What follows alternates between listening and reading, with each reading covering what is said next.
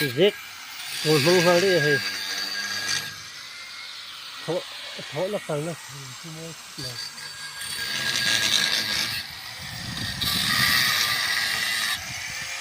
phần gì cần ấp đó nó cái này chưa chùm đó nè hiện ở lâu đầu về khang ai xí cái to số thì hai ấp chúng rồi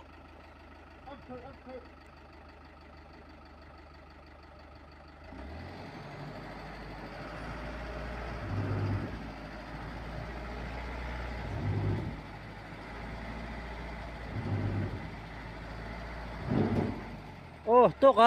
cả thì khai đến ý đồ là gì cái ấp zoom to mấy đôn nha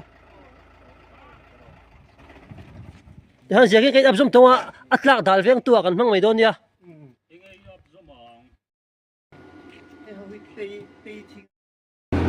to vel đôn nhỉ ha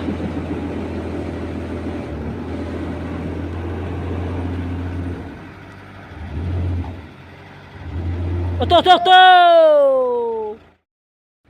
hắn thì lumia rồi hay còn cắt phốt không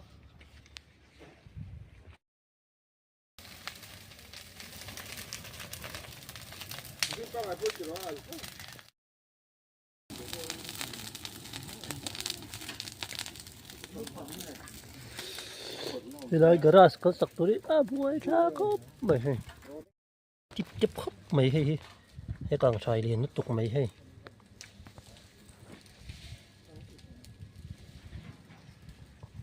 cái tiền càng xài hí tấm lầu thế nè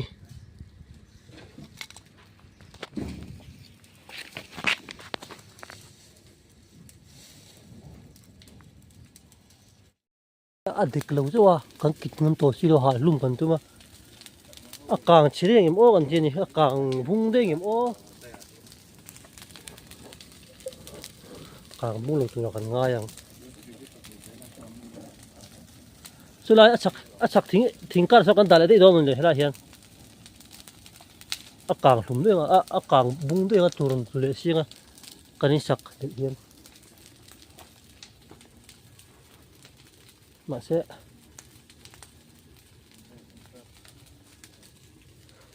cái giờ số cái hệ thống số lô cái thân sáng ai mấy thế nhỉ cái hồ đang sầu tè hay màถึงngủ hiền hơi lộn lộn rồi lộn lộn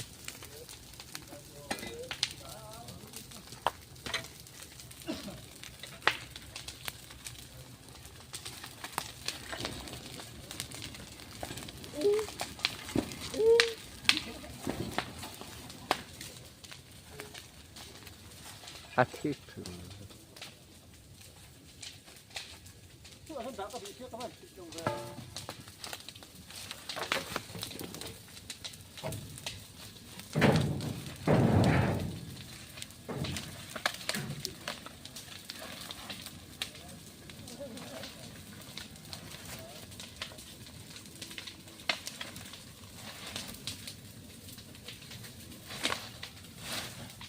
아만 저우대 야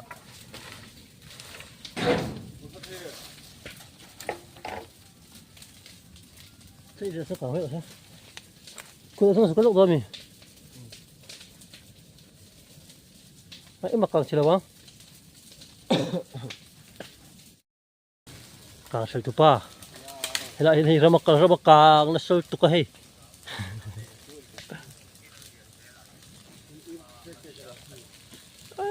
aku ngin chứ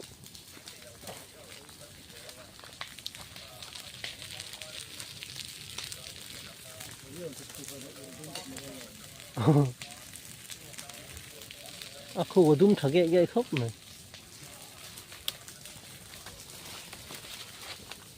mà càng cái tụ đâu lâu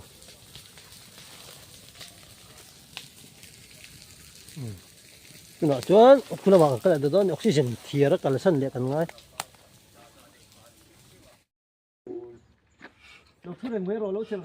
chế khắc ở ven tu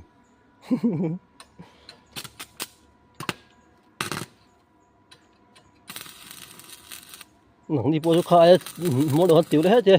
thủy tắm được tủ khai với khát in thắm hết rồi đấy tôi nói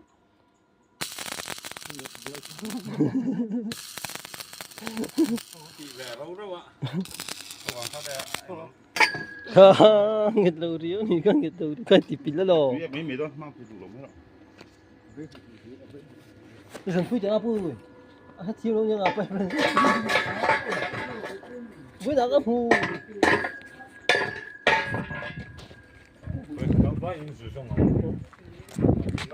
à phải thâu lâu mì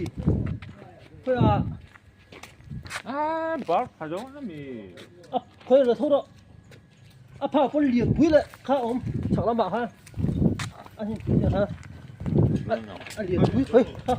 thôi thâu anh liền đó khói thâu thôi cô tại là bảo cái liền đâu gì phút lệ ngay ha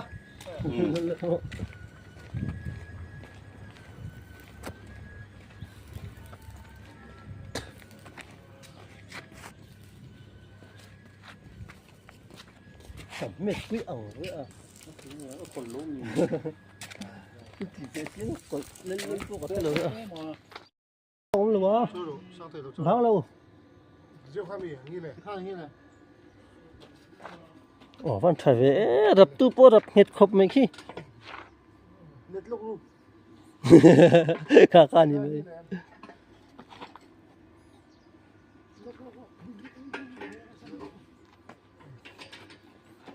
nghĩ lẩu cột tôi anh lại cho rồi thì hắn tôi hắn chơi bên đó với khẩn liền ngay cho sang rồi tôi anh lại hát chơi rồi cho sang sẽ là thì hắn ở cuối tụi mấy kia mấy rồi bây giờ vẫn thiềm nó tục hay cột mà là cột đại hiện à cột ồ này rất đây rất sao nó mà chơi sao đâu luộc quy là mà nó trong biển luộc thế thôi khá hay mang độ hay mang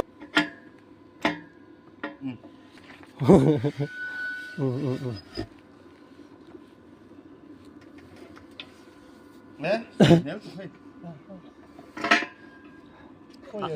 à bây giờ hát bây giờ à chẳng ạ cắn chút thầm mấy đó nhá tóc tôi đang lâu gì thì đó tôi là xin tôi với khát tôi thấy thiên em thấy to lâu mi thì là câu đỉnh hả phải thấy chúng tôi đâu nghịch đó nó khó thôi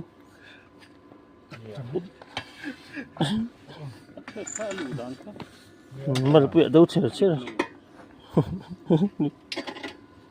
đi cái gì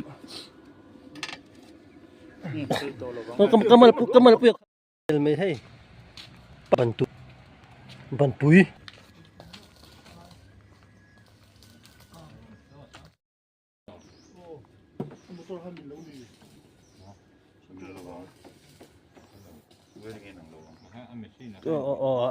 thì bùa ya số là số suy